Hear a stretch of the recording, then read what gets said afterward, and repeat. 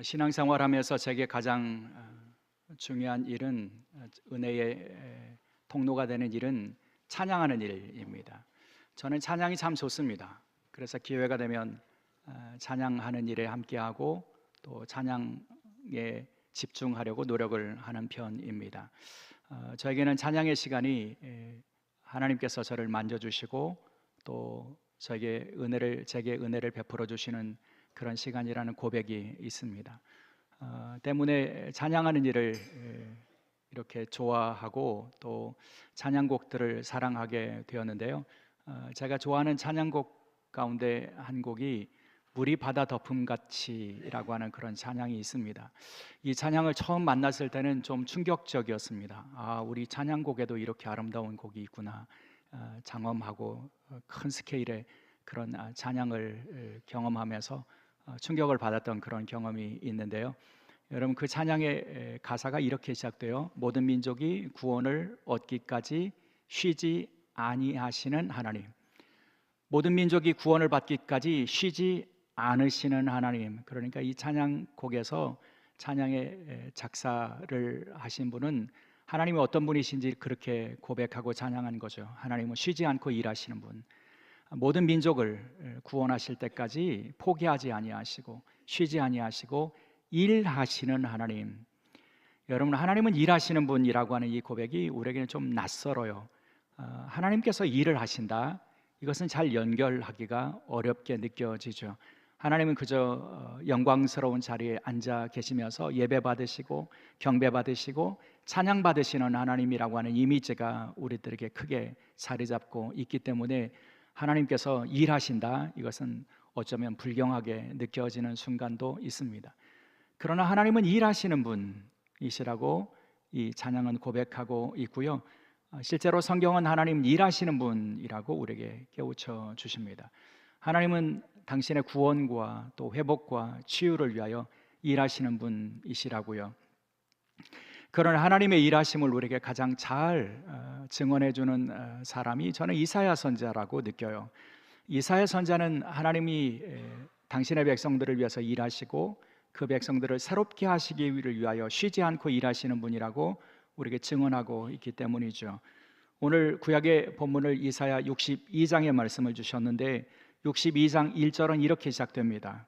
나는 시온의 의가 빛같이 예루살렘의 구원이 횃불같이 나타나도록 시온을 위하여 잠잠하지 아니하며 예루살렘을 위하여 쉬지 아니할 것인지요.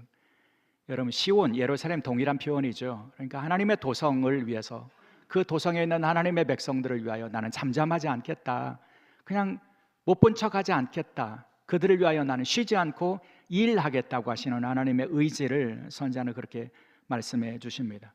하나님 무엇을 위해서 일하신다고요? 예루살렘이 의가 빛같이 드러나고 횃불같이 나타나서 모든 열방과 모든 나라들로부터 찬송을 받고 영광을 받으시도록 하나님께서는 잠잠치 아니하시며 쉬지 아니하시고 일하신다, 이렇게 말씀해 주시는 거죠.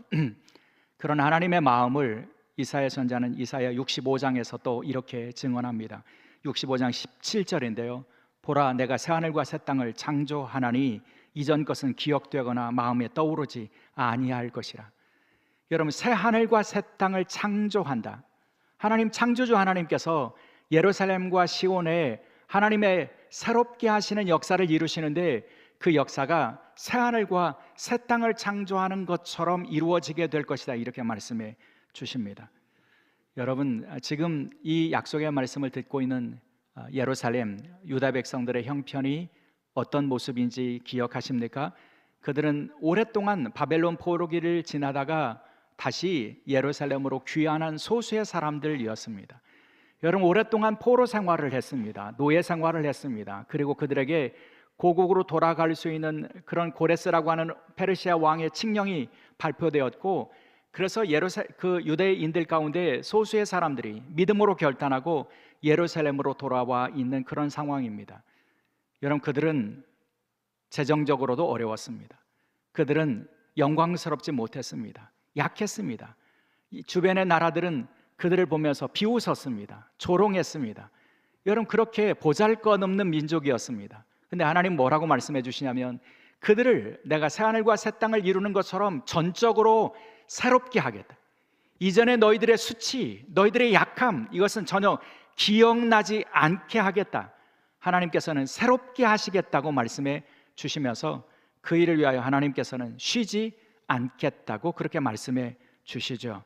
그러니까 여러분, 이사야 선지자가 말씀하고 있는 새하늘과 새 땅은 우리의 머릿속의 이미지처럼 저 하늘에서 또 저 피안의 세계에서 이루어지는 어떤 질서를 이야기하는 것이 절대 아닙니다.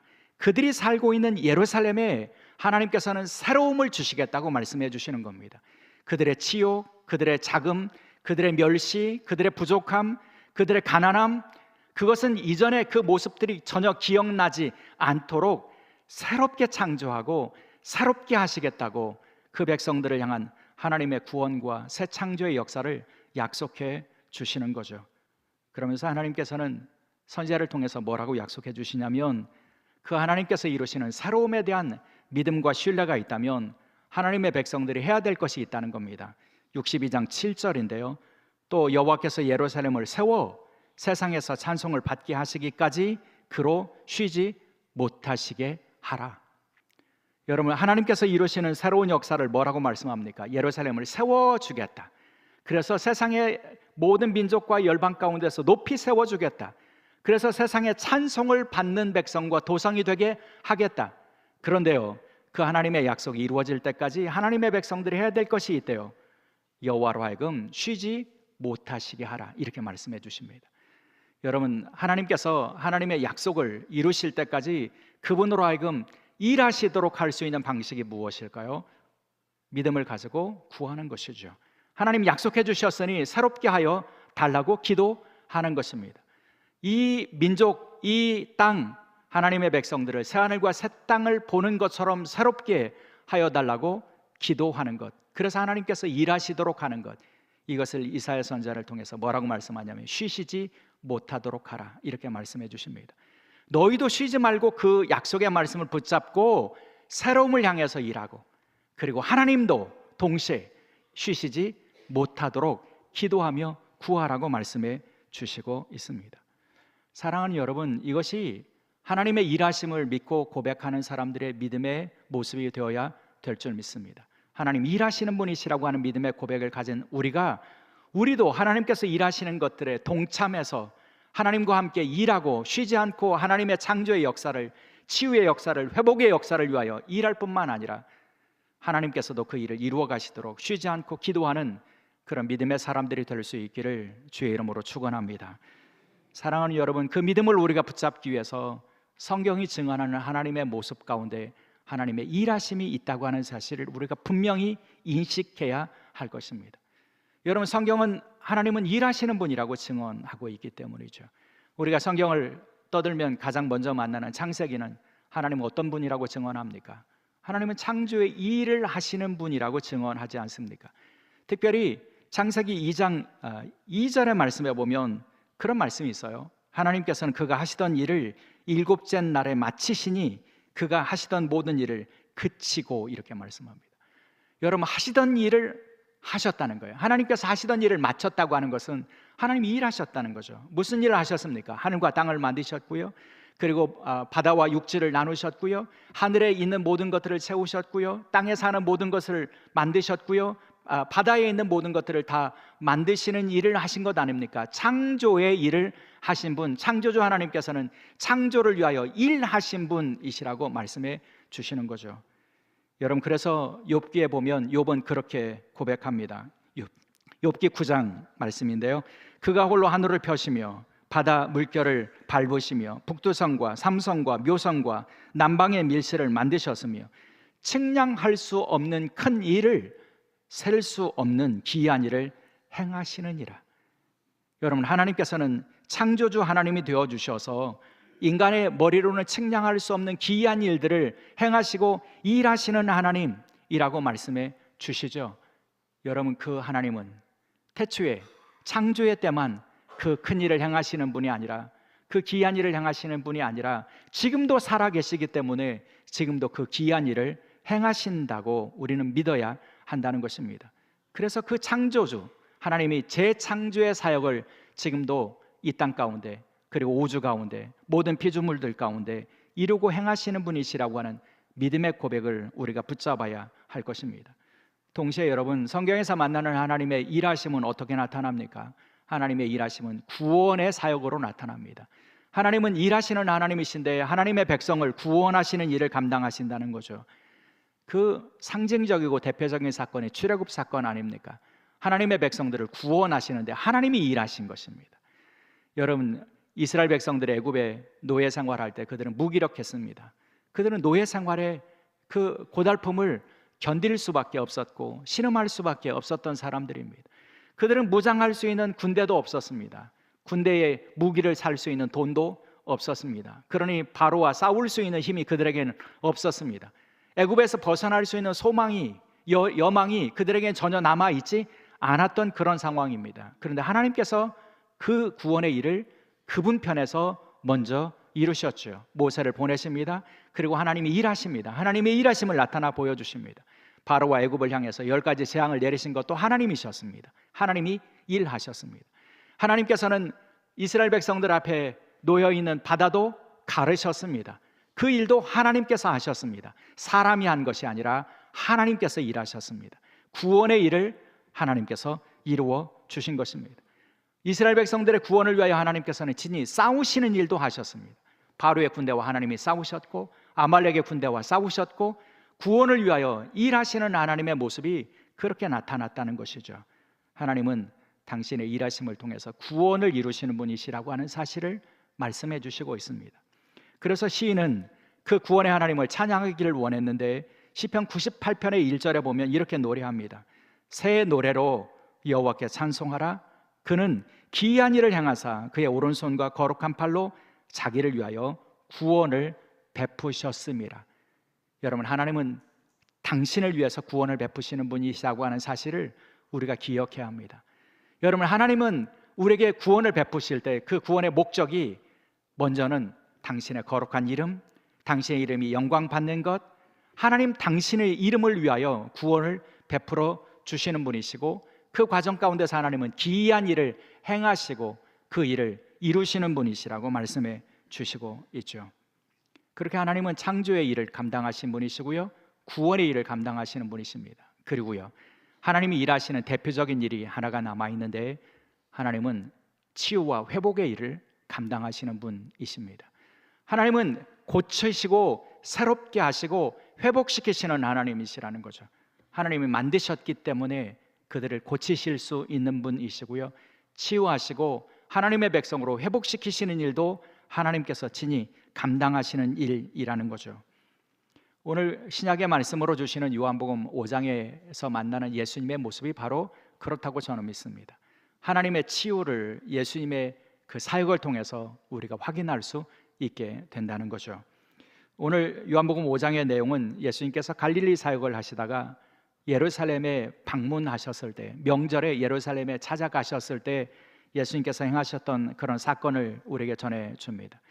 여러분, 이 말씀을 우리가 요한복음 5장의 말씀을 이렇게 묵상하고 또 읽고 기억할 때에 우리가 기억해야 될 예수님의 모습은 먼저는 예수님께서 예루살렘에 올라가셔서 베데스다라고 하는 연못을 찾아가신 사건입니다. 예수님이 예루살렘에 오르셨어요. 여러분이 예수님이라면 예루살렘에 오르셔서 여러분 어디 먼저 가시겠습니까? 많은 신앙인들이 성전을 떠올리실 것입니다. 예루살렘에 올라갔으니 예루살렘에서 성전에 찾아가서 하나님을 만나고 하나님을 찬양하고 제사를 드리고 예배하는 것이 먼저지, 그러니 여러분 성전을 찾아가는 것이 먼저라고 생각하지 않겠습니까? 또 어떤 분들은 기왕이 예루살렘에 올라가셨으니 대제사장들도 좀 만나시고 왕도 만나시고 총독도 만나시고 그래서 당신의 권위를 드러내시는 일을 먼저 하시는 것이 어땠을까, 이런 마음도 가지셨을 거예요. 드러내시고 영광 받으시는 예수님의 모습을 기대하는 것이 자연스러운 일입니다. 근데 여러분, 예수님께서 예루살렘에 올라가셔서 먼저 찾으신 곳이 어디라고요? 베데스다 연못입니다. 베데스다 연못은 그 시대에 뒤처지고 좌절하고 낙담하고 그래서 삶의 여망을 포기하고 살아가던 사람들이 모여 있었던 곳입니다. 병든 자들, 아파하는 자들, 세상에서 그 치유를 경험하지 못한 사람들, 그들이 오직 그 끝에 남은 아주 작은 희망을 베데스다 연못에 두고 그곳에 모여들고 있었던 공간이었다는 겁니다. 신음소리가 있었고요, 절망의 소리가 넘쳐난 곳이 베데스다 연못이었습니다. 베데스다 연못에 천사들이 올 때가 있대. 천사들이 와서 그 물을 휘 저으면 그 다음에 가장 먼저 들어가는 사람이 난데, 여러분, 이 전설 같은 이야기를 듣고 몰려든 사람들이었습니다. 그들 가운데 여러분 가장 절망적인 한 사람이 있었던 거죠. 그 사람이 38년 된 병자입니다. 이 사람은 못 움직이는 사람입니다. 무슨 이유 때문인지는 알지 못합니다. 그러나 몸이 뻣뻣하고 굳어지기 시작합니다. 그러면서 치료를 받기를 원했지만 치료받지 못했습니다. 가능성이 사라져 버렸습니다. 그러다가 베데스다 연못의 이야기를 듣고 누군가가 거기에 옮겨 놓았겠죠. 그리고 연못에 물이 동하기를 기다리고 그 연못에서 치유받기를 원하는 마음을 품고 그 연못에 머물고 있었을 것입니다. 그러나 시간이 지나면서 그의 육체는 조금씩 더 나무처럼 메말라 버렸을 것이고요, 그의 영혼과 또 내면도 여러분 절망으로 더 변화되지 않았겠습니까? 왜냐하면 물이 언제 동할지 알지 못하는 그런 상황에서 하루 이틀을 또 한 달, 두 달을 보내는 것이 그에게는 절망을 더하는 시간들이었을 것이고요, 더구나 물이 동한다고 한들 나를 그 물에 던져 넣어줄 사람이 없는 그런 상황이니 그는 사실 희망의 끈을 붙잡고 있는 사람처럼 보이지만 절망을 가지고 있었던 사람이었던 거죠. 네, 여러분, 베데스다에 찾아오신 주님께서 그 사람을 만나 주십니다. 수많은 환자들 가운데 가장 절망적인 그 사람을 주님께서 만나 주십니다. 성경은 그것이 예수님의 사랑의 사건이라고 증언해 줍니다. 예수님 사랑이 있으셨기 때문에 그를 찾아가 주셨고 그를 만나 주셨고 그를 고쳐 주셨다고 말씀해 주시죠. 이 사람을 치유하는 과정에서 예수님이 그에게 보여주신 사랑을 우리가 찾는 것은 어려운 일이 아닙니다. 요한복음 5장 6절의 말씀에 보면 예수님께서 병자를 사랑하시는 장면이 아주 세밀하게 증언되어 있기 때문이죠. 6절에 이렇게 말씀합니다. 예수께서 그 누우신 것을 보시고 병이 벌써 오랜 줄 아시고 이르시되 내가 낫고자 하느냐. 예수님께서 이 병자를 향해서 다가가시면서 보여주신 동작을 오늘 본문에는 두 가지로 이야기합니다. 하나는 보시고라고 하는 것이고 하나는 아시고라고 하는 거죠. 보다 그리고 알다라고 하는 이 두 동사가 사용되는데, 여러분 여기 보다라고 번역되는 헬라어 단어는 에이도이죠. 이 에이도라고 하는 이 단어는 쳐다보다, 인지하다, 주의하다, 정확하게 이해하다, 그런 의미를 가지고 있는 겁니다. 그러니까 그냥 지나가다가 저 38년 된 병자를 힐끗 보고 지나가신 것이 아니라는 겁니다.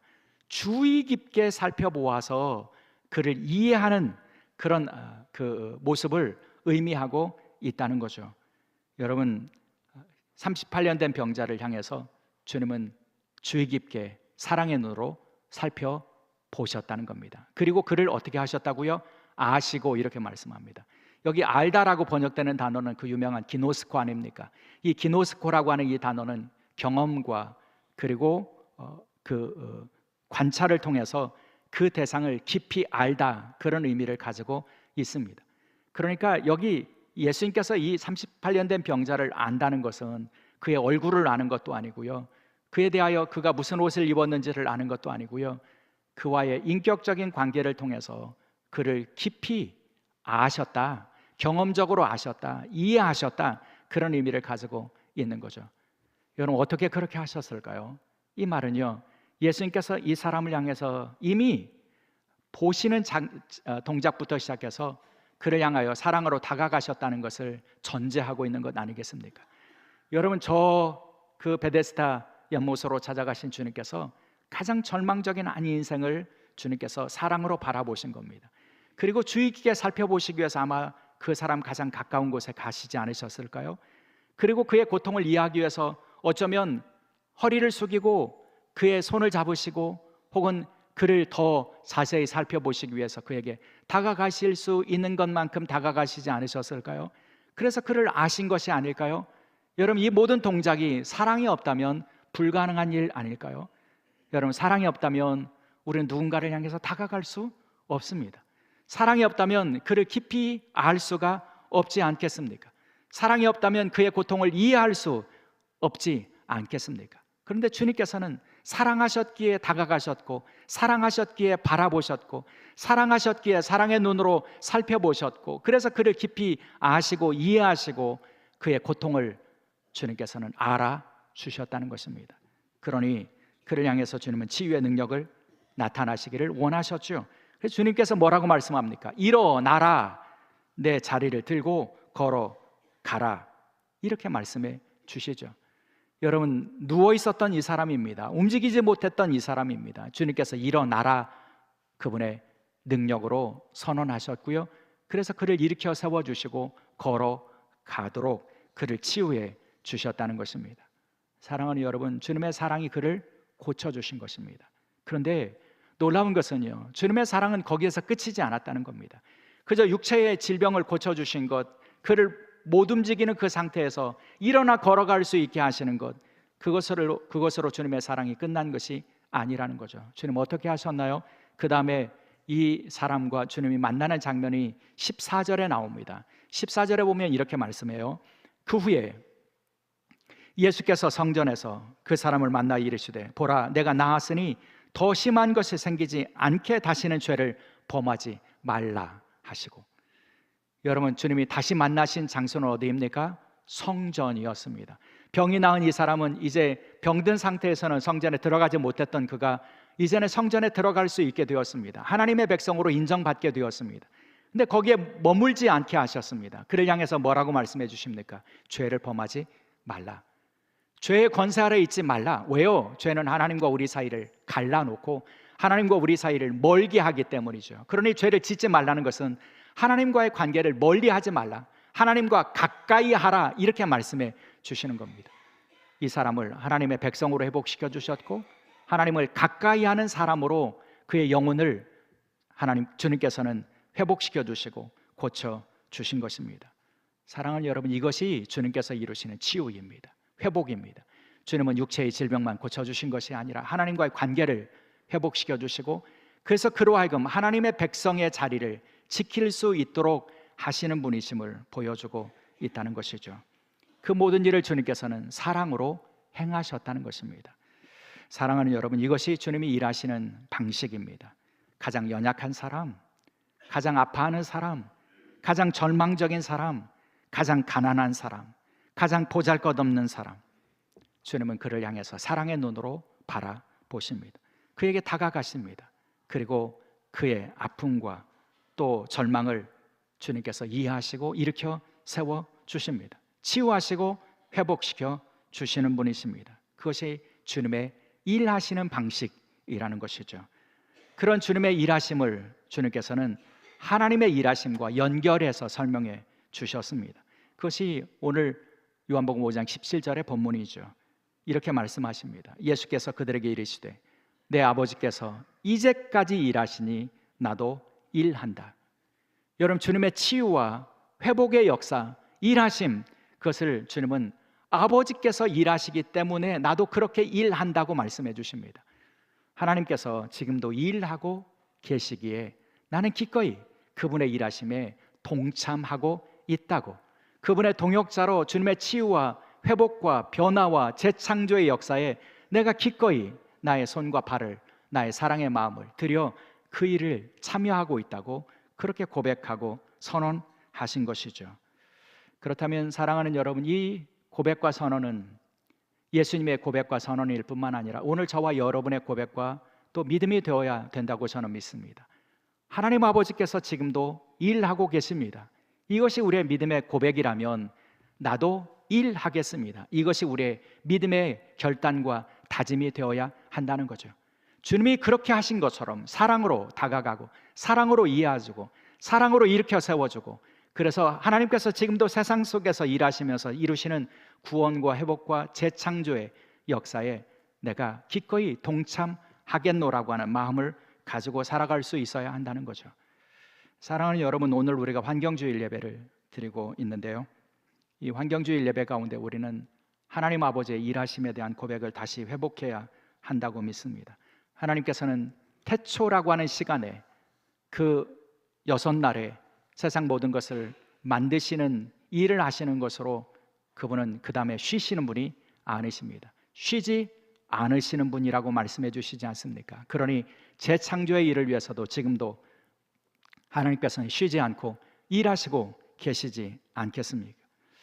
특별히 이 땅의 피조물들이 하나님의 작품인데 하나님의 작품인 피조물들이 탄식하고 신음하는 시대를 우리가 살아가고 있다는 안타까움이 있습니다. 환경주의를 앞두고도 우리가 세계 곳곳에서 들려오는 환경이 파괴되고 그리고 붕괴되고 또 그로 인하여 피조물들이 고통하는 그런 이야기들을 듣고 있지 않습니까?